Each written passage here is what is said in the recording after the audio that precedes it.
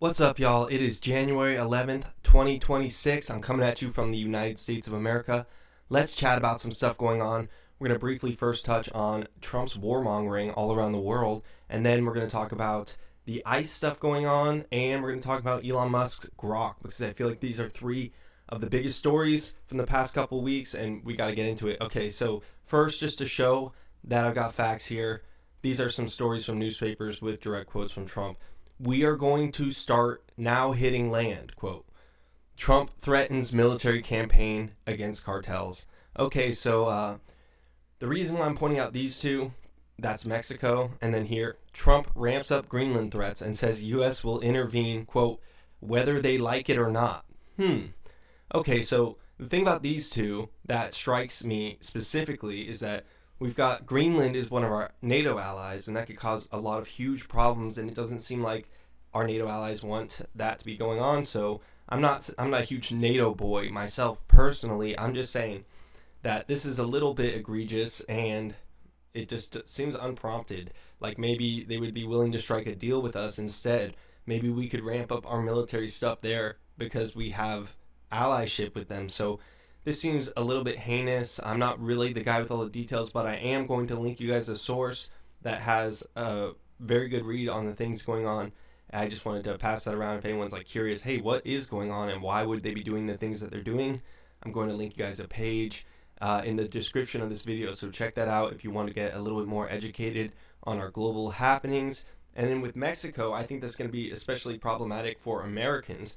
I mean, yes, okay, sure, there's lots of problems with Mexico. I just don't necessarily feel like we solve these problems. In fact, I think we cause a lot of these problems. Particularly, we're the ones buying all these drugs, and we're also sending all the guns. So, like, all the guns in Mexico, for the most part, are from the United States and from other places, but, like, a lot of those are from here. They just cross over the border, and then they get in the hands of people that can then use them against the civilians. They have one gun store in Mexico. It's in Mexico City, so then the fact that we're also buying the drugs is like a supply and demand problem. So we've got some issues on our side of the border that I feel like we need to address. And also, this just brings the conflict closer to home for Americans. It brings it right to our border. So I think this is pretty problematic from the stance of people don't want to see things that close. I think you can convince a lot of people to close their eyes and pretend something's not happening when it's far away from them. But if this is right on our border and it gets bad, that's going to be really problematic. So anyway, I wanted to point those two out while also reading this headline. U.S. oil giants tell Trump they're non-committal to Venezuela. Okay, so it's going to cost a significant amount of money and some time to get oil flowing in the way that they want it to from Venezuela. Now, since this is a precarious issue and there have been problems with it in the past, and we don't know how long U.S. is going to be able to keep control over this situation, so I think a lot of the companies are hesitant. So this whole story of like, we're going to get the companies in and they're going to get the oil, it's kind of falling apart right before our eyes. Now, if you want to get a little bit more educated on this stuff, this guy, Warfronts, he's got 1.26 million subscribers. I just found him the other day, though, and honestly, really great information on here. He really spells out the facts of what's going on. He's very non-political in the sense of, like, he's not like, F this, F that. He's just reading it out. I mean, I think you can tell how he feels through the videos, but honestly, it's just very good information if you're just trying to be educated. Check this page out. I'm going to link it in the description for Warfronts. All right, and that's enough about the global problems in the world. So let's just get into it a little bit. Well, no, actually, a little bit more on the global problems in the world. Okay, so these are the countries that we're currently threatening: Mexico, Greenland, Cuba, Colombia, and Iran. All right, so yes, you could say that there are problems with a lot of these areas. Iran is going through a lot of stuff right now. But honestly, like, why are we continuing to screw up these countries? It's just hindering their development further. Unless we're actually going to go in and be helpful, then all of this stuff is just more damaging than it is helpful in the long run and in the short run. And in the long run, it hurts us as well. Blowback. Look it up. All right, so I do feel like it's pretty hypocritical with this ICE reaction from the right-wingers saying that, oh, ICE had every right to kill in cold blood Renee Nicole Good while she was in her car because she was blocking them and she was being an agitator. And because she was an agitator and not listening to what they were saying, even though they were giving her conflicting information on what she should be doing, some were saying to stay, some were saying to go. So, that being said, let's take it at face value. Let's take it for the accusations being made. They're saying she's a terrorist because she didn't listen to the police, because she put an officer in danger by driving her car towards him, all right? And then that she was an agitator, so that all that stuff makes her a terrorist. Didn't listen to the police, agitator, threatened the officer's life, endangered them. All right, so she deserved to be executed. That's your guys' take, really. Because, there was a bunch of people that stormed the Capitol, and they weren't listening to the Capitol Police, and they were agitators, and, in fact, they assaulted a bunch of officers. Do you feel like they should have been mowed down in the street? Because that's where your logic ends up. That's exactly where your logic goes. If you feel like it was justified to shoot Renee Nicole Good 3 times and murder her, then it's logically inconsistent to not believe that the same should happen to the January 6th Capitol rioters. I mean, what are we talking about here? Do you understand the precedent that this sets? The precedent that this sets is that they can get away with anything. And just because you're in the seat right now, I mean, just think about it. Think about it for a second. There was a large group of people that believed the election was stolen, and so they stormed the Capitol, right? So although legally they were in the wrong, they felt like they were in the right. Just like probably a lot of these ICE people, or these ICE protesters, sometimes they might legally be in the wrong, at least according to our weird laws, maybe not morally, but just because they're at a difference, like they disagree with the law that's in place, that Trump is saying, okay, ICE can do this, ICE can do that, and they're backing it up with all these resources. And some people are like, no, I disagree. Well, that's just like, it's a very similar thing. It's a form of protest, except for if you were to ask me, the ICE protesters have been way more peaceful and they've been defensive instead of offensive. The January 6th rioters were offensive, stormed the Capitol, didn't listen to the police. If that's your point of view, that people deserve to die for that, kill them all. But instead, they got pardoned. So where's your logical consistency?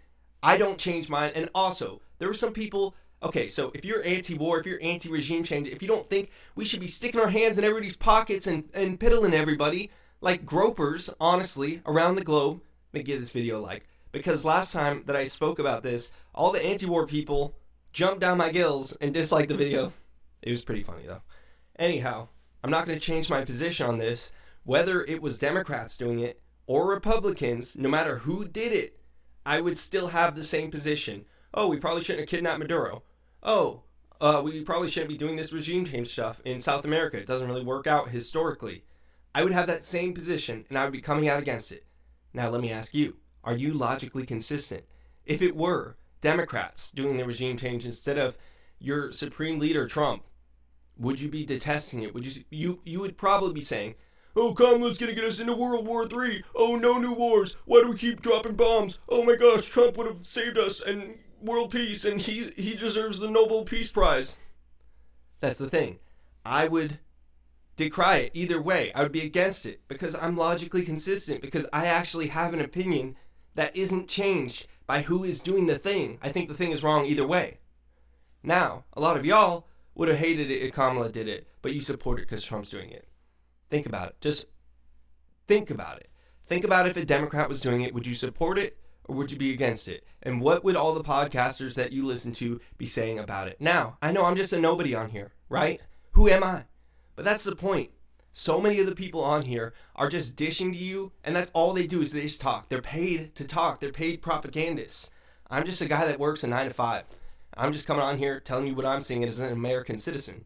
And now there's a lot of people that are going to have bad takes and bad opinions, and they're not being paid. But so many of these people that you're seeing that have these awful takes, they're getting paid so much money to have these takes, and they got no skin in the game. They do not know what it feels like to be a working person in the United States of America. Now, I'm not poor, but I'm still struggling to get by because things are more expensive than they've ever been. So I think about, what would it be like right now to have a minimum wage job in the United States, especially in a place where it's not very affordable, which is most of them right now. And I think, man, that'd be very, very difficult to get started like that. And so I feel for it. I feel for the other people, and I empathize with them. And I want everybody in this country to have access to a good paying job, affordable housing, and healthcare. It's not that crazy. It's just a little bit of empathy. And so I'm going to keep on coming on and vouching for that, because let me tell you, everybody's like, the trend now is to be chronically offline. I was chronically offline for like 5 years before COVID, and cool, it was fun. I got to go around, travel, do a lot of different things. But when I came back to the situation like on the internet during COVID, I was like, oh my gosh, things are weird. I don't even know what's up anymore. And I started listening to some questionable stuff. But it's not too late to come back to find factual information again. Like, I highly implore you to look at what both sides are saying, and you'll see. I think it's pretty obvious. If you're only listening to one side, now you can get it in your head that it is one way. But go look at the way that people are having the conversations on, like, the left, for example. I feel like there's a lot of, I'm not talking about liberals, I'm talking about actually on the left, like Majority Report, for instance. They're having on journalists and having conversations about things going on. Now you look at the way that the mainstream media talks about it, it's just like all drama and like, oh wait, we can't talk too bad about American hegemony because we're all controlled by corporatists. And it's like, man, it's a totally different conversation. You look at like the right-wing pundits, not mainstream media, but just like your Daily Wires or something, or Tim Pool, and it's like there's no information there. They're not talking to journalists. They're talking to propagandists. It's not even an even killed conversation. So honestly, I'm trying to get people to understand, like, no, we're not all like this in America. And also, yes, I'm just a regular guy working with my hands for a living, building stuff, and I don't like what's going on. I'm really upset about it, because there should be a situation in this country where things are improving around us. Our infrastructure, though, is like the same infrastructure I grew up with. Honestly, guys, we're sick and tired of what's going on. And you have to get engaged a little bit in order to change things for the positive. Because if you're only partially engaged, or if you're disengaged, you're going to do nothing at best. And you're going to feed into the hands of propaganda at the worst. So seriously, just pay attention, y'all, because there's a lot of stuff going on, and there's a lot of logical inconsistencies. I'm just calling them out for what they were. I was making plenty of videos about how old and incompetent Biden was when that was the situation. I'm not like rah-rah for either side. I'm just calling balls and strikes. I'm calling a spade, and I'm telling you, you gotta unplug from the Trump propaganda. It is unhinged. It's out of control at this point. So, last story for today. Let's talk about how Elon Musk Grok keeps undressing people. Now, they had this function where Grok could put people in bikinis and stuff, and Elon Musk was showing it off, putting himself in a bikini. They were putting other people in bikinis, whatever. And then, next thing you know, like, every woman that has a picture up there is now a target for being undressed. And there is some very misogynist overtones to this, as well as it just being a violation of people's privacy. Now, it's not an actual nude, but it is just like, look, even if you're wearing clothes, you can't stop us from seeing what you would look like naked. And it's kind of this gross, weird embarrassment ritual thing that the little right-wing Nazis over there on Twitter seem to be fond of doing. And now here's where it got super problematic, as if that wasn't already problematic enough, is that Grok began undressing pictures of minors. That's right. CSIMs being created by Grok on Twitter X. So, yeah, great job. Great job. The guy that famously loves to call people pedos and say that people are on the Epstein list has a CSIM creating chatbot robot. Okay, that's just great. That's where we're at, y'all. All right, so anyway, I've got a fun video on some lettuce multi-seeding coming up, and I've got some tool videos coming up, and I want to just keep talking about what's going on in the world day to day. Keep talking shit in the comments. I love it. I live off that shit. You fuel me. I'll only come back more, stronger. All right, y'all. Yeah, have a good rest of your month. Hopefully things get a little more cooled out in January, and we can all just take a breath, and we stop doing all this crap that we're doing, and ice mellows out. Fuck ice. Peace.